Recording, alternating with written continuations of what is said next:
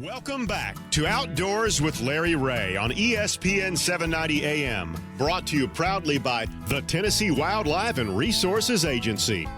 Good Saturday morning, everyone. Once again, it is Outdoors with Larry Ray, the fastest 90 minutes in outdoor radio programming, brought to you from the spacious studios of the ESPN 790 radio out off of Mount Moriah Road in Memphis, Tennessee. You're also broadcasting in Brownsville, Tennessee, and in Jackson, Tennessee.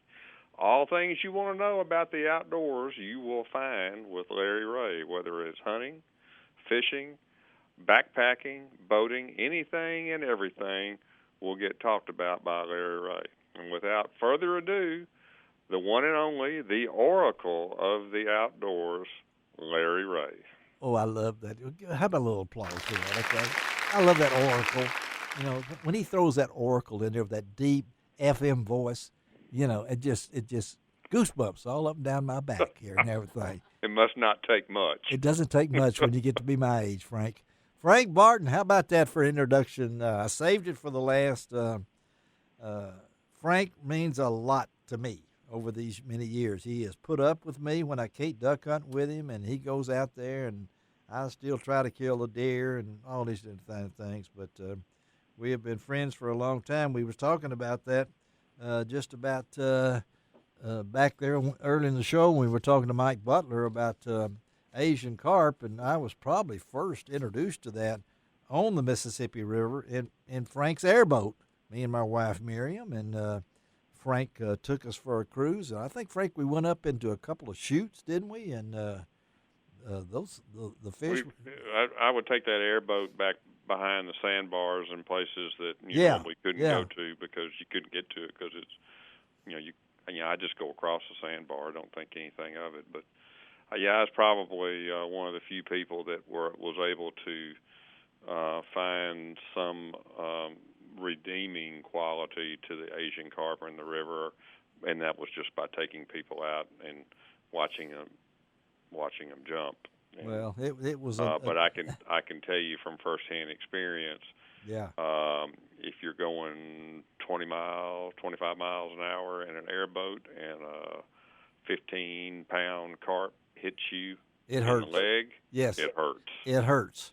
And fortunately, we had them flying by us, but all of that was fun and games back in those days, not knowing what these fish would do. We had hoped to hook up with Steve McCadams, our trusted friend up there at Paris, Tennessee, waterfowl fishing guide, who is gone through COVID and doing fine now, back out on the water, but undoubtedly it's just hard to get reception. He's out there working on his blind and hunting this morning, so we couldn't get Steve, so I rather do nothing better than just talk to Frank, because Frank hasn't missed a whole lot of duck days this year. So you had said earlier in the show, Frank, that does this compare to last year or a little bit better? What was that? For me, it's probably a little weaker than last year. Than last year, and primarily because of mallards. Mallards. Lack of mallards, and I've talked to yesterday I was hunting with my friend Steve Lackey, and we were talking, and Steve hunts in some other spots besides with me, and talked about the people that he's been with, and they're all saying pretty much the same thing, that it's a poorer season than they had last year. And it was last year. And, it was and last everybody year. is saying the same thing about the lack of mallards. Well, we talk about this, don't we? We're optimistic. And you did have a good start. As I remember, it seems like we've been having good starts. It was okay. And we had it was really funny, the day after Christmas. Mm-hmm. Yeah. That Saturday, we'd only had 2 days off. Right. Shut down for 2 days, and I went out later on Christmas afternoon and checked one of the spots that I normally go out there in Lansing, and we were covered up with ducks. And for 2 days we had two really really good hunts. And then it really tapered off, and it just has come back this week as far as a few more ducks out there, and just now starting to see that's the way it large, happens. Numbers of mallards. That's the way but that doesn't make up for what we've had so far and the lack of mallards. And I haven't talked to people that. I don't know what they've done down at Stuttgart, but we know what the aerial survey that Arkansas did on December the 9th. Yeah. And as the lowest numbers since they've been doing aerial surveys. Since the 40s or something like that. Since they've been doing the surveys. I predict. Here it I comes. predict that we will have a change in the bag limit for next year. Frank Barton on this Saturday morning. Write it down. I'm writing it down right now. About 7:15 or so on Saturday morning, January the 16th. Frank says we will have a lower bag limit for next season. No, I said a change. A change. I didn't say a lower. It's not going to be up. It's not going to be above that. Now, come on. No. They can't go over 6. They can't go over 6. That's right. In the compact, but that's right. I wouldn't be surprised if they didn't change the mallards from 4 to 3. Well, somebody's killing them. They're just not killing them here. I've heard in Louisiana, some of the ducks are still in Missouri, Illinois. And, I don't. I tend to think that that's can't be the case. Okay. Here we are. Coming into the 3rd week of January. Yes. And we're still not seeing mallards. I'm not. You're not, and you're not. And I go out there. I go out there more than most. I'm not a 60-day person. I'm not 60-day season person like a guides, but I'm you're 45 up there, plus. And you're talking to people too. I mean, I try to. And you do, and other people swap around like that. So here we've talked about more people deer hunting, more people turkey hunting. I don't know. Do we have more people duck hunting? I don't know. But the numbers are down. So if they are, we'll have to wait and see. And I know where Frank hunts. There are 2 great areas over there where he hunts and has hunted since forever. And so it'd be interesting. Maybe we can get Luke Naylor back on from Arkansas and kind of wrap up this thing and talk to the TWRA guy and see what's winded up like we did on the deer season earlier. But it's pretty crazy, and I don't know. I'm hearing this from everybody else. Drop me a line on what your season was like. LROutdoors@att.net. I'd love to hear from you. That's LROutdoors@att.net.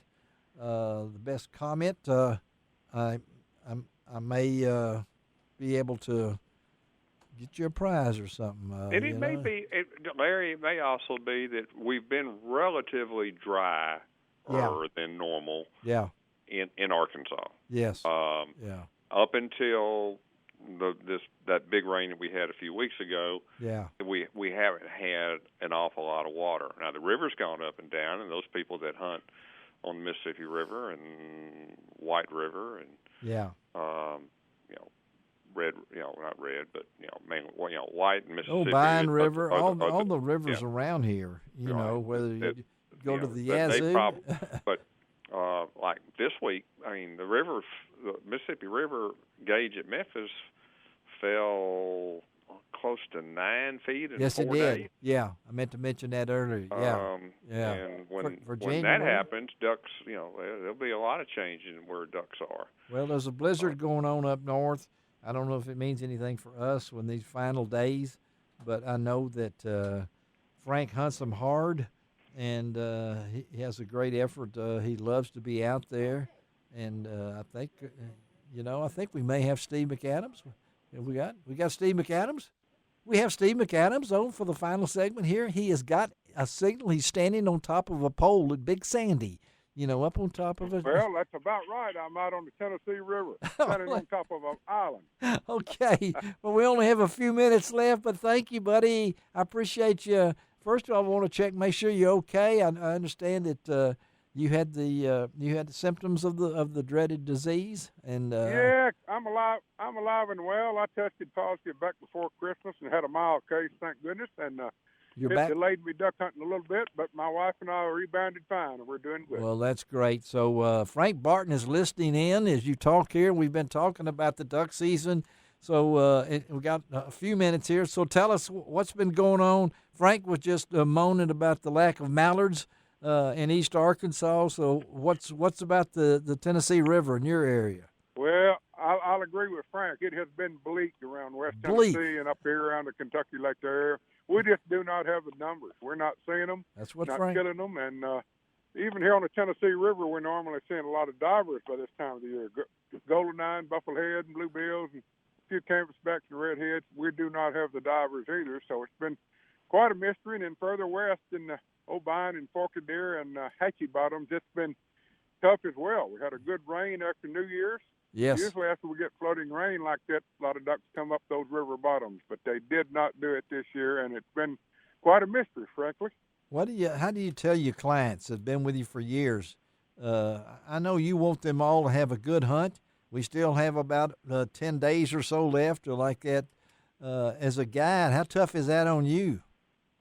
Oh, it's very tough. You wish you could change the weather like fishing, but you can't do it. But at least fishing, you can move around. But duck hunting, you just have to take it as it comes. And yes, it's been below normal. And anywhere you call around, there's about 5% of the people killing 95% of the ducks across northwest Tennessee. And only those that are right next to a refuge or something are killing a few. But there's no ebb and flow of movement like there normally is this time of the year. And it's quite a mystery, quite frankly. And I wish I could tell you where they are, but it's been one of the tougher years I've seen. Well, I think we said this last year, didn't we? I mean, it was close. Well, yeah, we probably did. We've had flooding the last 2 or 3 years, and that's been a problem. When you get too much water, they got too many places to go, and that was the scenario for years. And finally, we get a normal year, and all of in line for something to happen. And it doesn't happen. Yeah, ours. Frank noted that the Mississippi River just dropped 9 feet this week, so we're doing all this stuff. I think we still got Steve. He is faded out. He's standing on that pole. I'm there with you. Okay, all right. Tell people how to get in touch with you, Steve, because you want to book some some crappie trips this year. Best way to get me is just try my website at stevemccadams.com. That's it, and I got that posted on lroutdoors.com. Steve, climb back down the pole and go back to whatever you're doing, okay, man? Okay, buddy. Good to be with you. Okay, man. Steve McCadams. Thank you. All right. Okay. Frank, thank you, buddy, for being with us today, Frank. No audio problems, no nothing. You sounded clear as a bell. Go get them this morning. I'm going to spend the day with my granddaughter. Had an opportunity to go with Frank, but I think we're going with her. But, Frank, kill him and send me some pictures, Frank, all right? I'll do it. All right, man, we appreciate you. This is Larry Ray reminding you that we will be back on next week. Oh, you thought I was going to say the other thing, did you? No. Let me tell you, Johnny McFarland, the Mid-South Quail Forever chapter, Alex Baer, the new executive director of International Hunter Education Association, Josh Lose, he's the brand manager for a new kayak company, and we're going to have the president of Major League Fishing on next week on Outdoors with Larry Ray. Frank Barton, thank you, and don't forget it doesn't cost an extra cent to be a good sport. Whatever, Frank.